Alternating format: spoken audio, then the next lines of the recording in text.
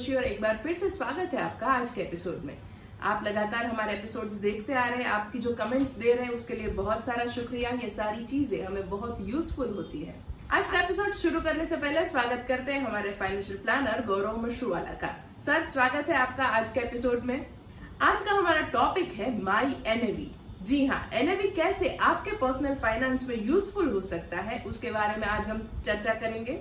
जी sir, सबसे पहले मैं आपको पूछना चाहूंगी, what is my NAV? My NAV is my not available value. NAV जो है वो इसका इस्तेमाल होता है म्यूचुअल फंड के वैल्यूएशंस के। म्यूचुअल फंड की आज की तारीख में उसकी कीमत क्या है या कितने में हम खरीद सकते हैं। अगर उदाहरण दूं, ये सिर्फ उदाहरण है, हमें जब शेयर खरीदने हैं बाजार में तो शेयर का प्राइस रहता है और जब उतना भुगतान करते हैं तो वो शेयर खरीद सकते हैं।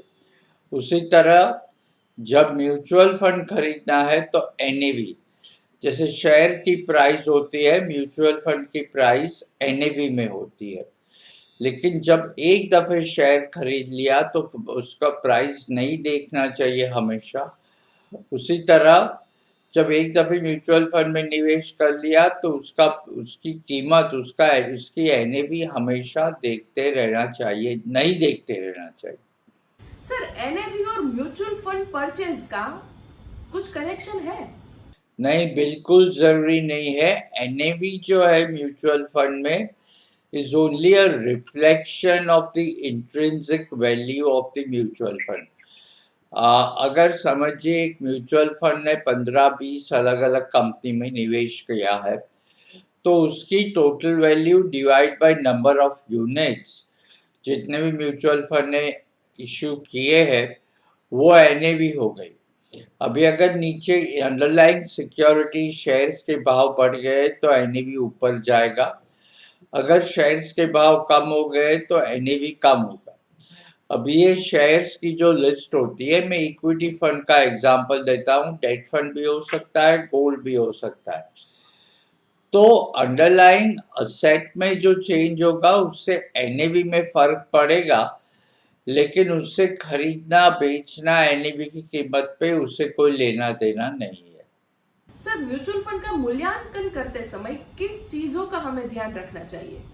म्यूचुअल फंड का जब इन्वेस्टमेंट करते हैं तो हमें देखने की ज़रूरत है कि म्यूचुअल फंड की स्कीम कौन सी है, क्या वो हमारे फाइनेंशियल गोल्स अचीव में मदद करता है।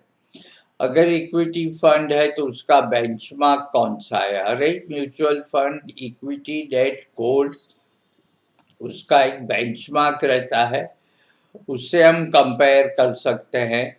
Similarly peer fund, same category, अगर लार्ज कैप का फंड है तो लार्ज कैप, अगर गोल्ड फंड है तो गोल्ड फंड। वैसे दूसरे पीयर्स जो एग्जैक्टली सेम स्ट्रेटेजी या फिलॉसफी वाले हैं, उससे उसका परफॉर्मेंस देख ले।